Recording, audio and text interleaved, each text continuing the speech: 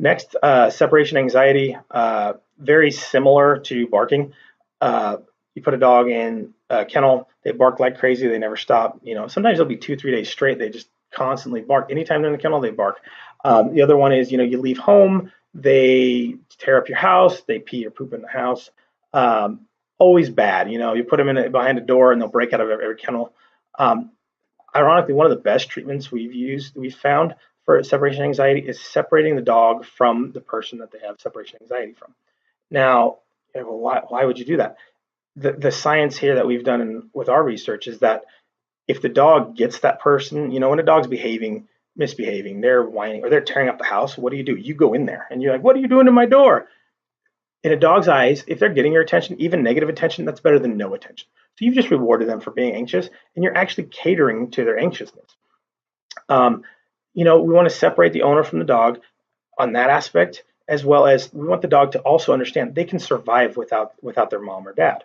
This is a very puppy behavior, but it sticks into adults that sometimes are improperly socialized with their humans essentially and other dogs.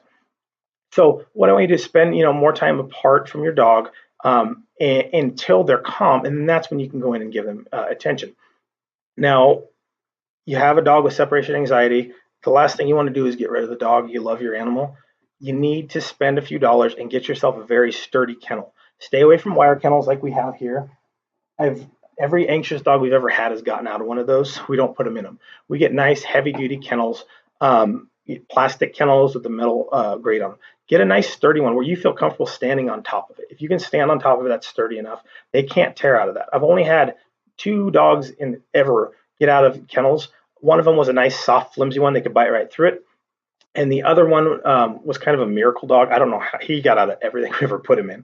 So it was a pretty sturdy one. But again, that's the only dog out of hundreds, almost thousands of dogs now that we've had in kennels, and none get out of them. So even the separation anxiety, the anxious ones, I guess. So again, get a nice sturdy kennel, invest in it. You're going to pay a little bit. Get online, figure out which one we're talking about. PetMate's a good brand. I'm not plugging them. Just that's one we use. One of those big ones called PetSense. VeraKennel. VeraKennel is a nice brand we use. Again, we use the biggest ones I think they make for our huskies and bigger dogs like that. So, and then what I suggest though is find one. Just make sure I haven't used any of their smaller ones. I know the big ones are great. Now the smaller ones may be a flimsier metal. So go check them out in the store, and then get on like Facebook or get online somewhere, see if you can find them. They're usually people give them away. They get rid of their dog. They don't have any use for them. They can buy a $250 kennel and sell it for $50, or some people actually do give them away for free. You can contact us and I can send you the links that we use. Yep. Like Stephanie said, if you didn't hear, you can contact us. We'll show you a picture of the exact one we use and a link to it. So I recommend those out of trial and error. I've done it. Take my experience. Pay a little more, you're getting a lot more. The other thing I just want to briefly touch on there is I want you not to not reward the dog for anxious behavior. Well, why would I do that? You need to assess the situation. What does the dog want? They want you in there. You came in there. Even if you're yelling at them, you came in there. That's a reward. The other thing is too, and this kind of goes with like say lightning or doorbells.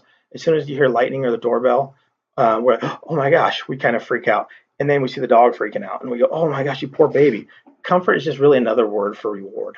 If you're comforting a dog, you're rewarding them for being anxious. You're breeding anxiousness into them. So instead, ignore it. Act like nothing happened in the lightning situation of the doorbell. Same thing with anxiety. If they act like nothing's happening, they're barking, it doesn't bother you. Don't let them know that, oh, you poor baby, I'm feeling bad. No matter how bad you feel, and you will. That tells me you're a good pet owner.